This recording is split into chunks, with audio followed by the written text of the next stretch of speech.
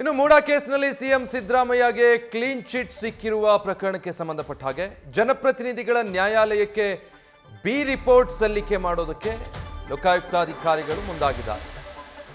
ಸದ್ಯ ಎಸ್ಪಿ ಉದೇಶ್ ಈಗ ವರದಿ ಸಲ್ಲಿಕೆ ಮಾಡೋದಕ್ಕೆ ಆಗಮಿಸಿದ್ದಾರೆ ಅನ್ನೋ ಮಾಹಿತಿ ಸಿಗ್ತಾ ಇದೆ. ಜನಪ್ರತಿನಿಧಿಗಳ ನ್ಯಾಯಾಲಯಕ್ಕೆ ಬಿ ರಿಪೋರ್ಟ್ ಸಲ್ಲಿಕೆ ಆಗ್ತಾ ಇದೆ. ಕೋರ್ಟ್ನಲ್ಲಿ ಸದ್ಯ ಲೋಕಾಯುಕ್ತ ತಂಡ ಇದೆ. ಲೋಕಾಯುಕ್ತ ಪೊಲೀಸರಿಂದ ಅಂತಿಮ ವರದಿ ಸಲ್ಲಿಕೆಯಾಗಲಿಕ್ಕಿದೆ. ಈ ವರದಿಯಲ್ಲಿ ಸಿಎಂ ಸಿದ್ದರಾಮಯ್ಯ, ಮುಖ್ಯಮಂತ್ರಿಗಳ ಪತ್ನಿ ಪಾರ್ವತಿ ಅವರು ಮತ್ತು ಅವರ ಬಾಮೈದ ಮಲ್ಲಿಕಾರ್ಜುನ್ ಹಾಗೆ ದೇವರಾಜು ಎಲ್ರಿಗೂ ಕೂಡ ಕ್ಲೀನ್ ಚಿಟ್ ಸಿಕ್ಕಿದೆ. ಆ ರಿಪೋರ್ಟನ್ನು ಅಂತಿಮವಾಗಿ ಇವತ್ತು ಕೋರ್ಟ್ಗೆ ಸಲ್ಲಿಸಬೇಕಾಗಿದೆ. ಸೊ ಆ ಡಾಕ್ಯುಮೆಂಟ್ಗಳನ್ನು ಲೋಕಾಯುಕ್ತ ಅಧಿಕಾರಿಗಳ ತಂಡ ಜನಪ್ರತಿನಿಧಿಗಳ ನ್ಯಾಯಾಲಯಕ್ಕೆ ತಗೊಂಡು ಹೋಗ್ತಾ ಇರುವಂಥ ದೃಶ್ಯಗಳನ್ನು ಕೂಡ ನೀವು ಗಮನಿಸ್ತಾ ಇದ್ದೀರಾ.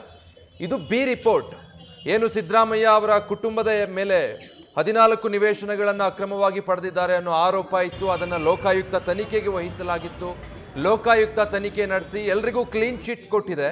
ಅದರ ಅಂತಿಮ ವರದಿಯನ್ನು ಇವತ್ತು ಜನಪ್ರತಿನಿಧಿಗಳ ನ್ಯಾಯಾಲಯಕ್ಕೆ ಸಬ್ಮಿಟ್ ಮಾಡೋದಕ್ಕೆ ಅಂಥೇಳಿ ಲೋಕಾಯುಕ್ತ ಅಧಿಕಾರಿಗಳ ಟೀಮ್ ವರದಿ ಸಮೇತವಾಗಿ ಜನಪ್ರತಿನಿಧಿಗಳ ನ್ಯಾಯಾಲಯಕ್ಕೆ ಆಗಮಿಸಿದೆ.